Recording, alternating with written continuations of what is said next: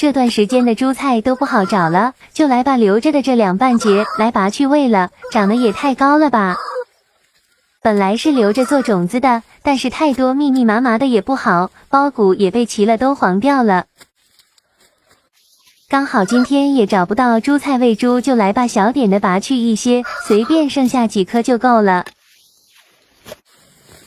姐妹们，你们有知道这个叫什么的吗？这个嫩的时候掐叶子去煮火锅、打汤都很好吃的。我们都叫它凤尾菜，这种是野生的，只要地里有1、2颗，每年都会有，还会越来越多。这个确实太高了，比我还高，这个根这么快的镰刀都还很锯不断。边上的有很多都是杂草，挨着的就割了丢掉，防止它起苞谷。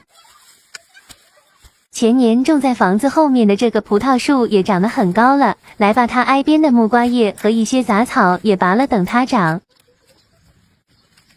把它弄了爬上房子去，今年再长个1年的时间就可以上房子给它搭架子了。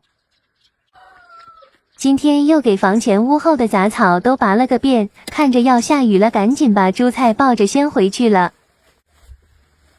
割了几大堆，就只有这么一堆是可以喂猪的，其他都不要，刚好一抱就抱得下。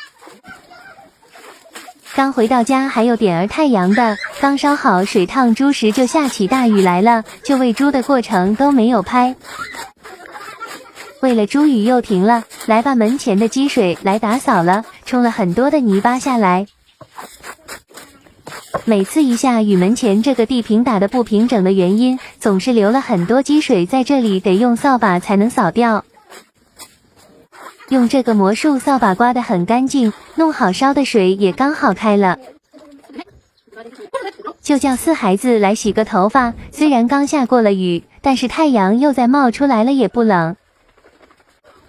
放假后都是老大带着自己洗的，今天下雨有露水的，想要去给苞谷施肥也丢不下去，就来给他们好好洗洗，脖子都黑漆漆的，他们自己洗也洗得不干净。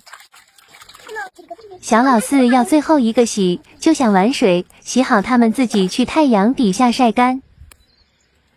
我来地里掐点佐料去做饭吃了，早上热了昨晚吃剩下的猪蹄汤，几姊妹泡饭吃，现在都说还不饿。我一个人吃不了多少，就来煮点荞麦面条来吃了，一个人就不打汤了，直接干拌。来点猪油，来点这个烧椒酱、盐、味精、酱油，切好的佐料。这样又是简简单单一餐了，早上没有吃早饭，午饭和早饭就凑成一顿了。再来上点自己炸的辣椒油，直接拌匀就可以吃了。吃好休息了一会儿，又要接着去喂猪了，一天喂3小半桶面拌猪菜，还喝1半桶水。叫得太厉害了，盆都被弄去里面那一间屋里去了。好了，姐妹们，今天视频分享到这里了，感谢你们的支持和陪伴，拜拜了。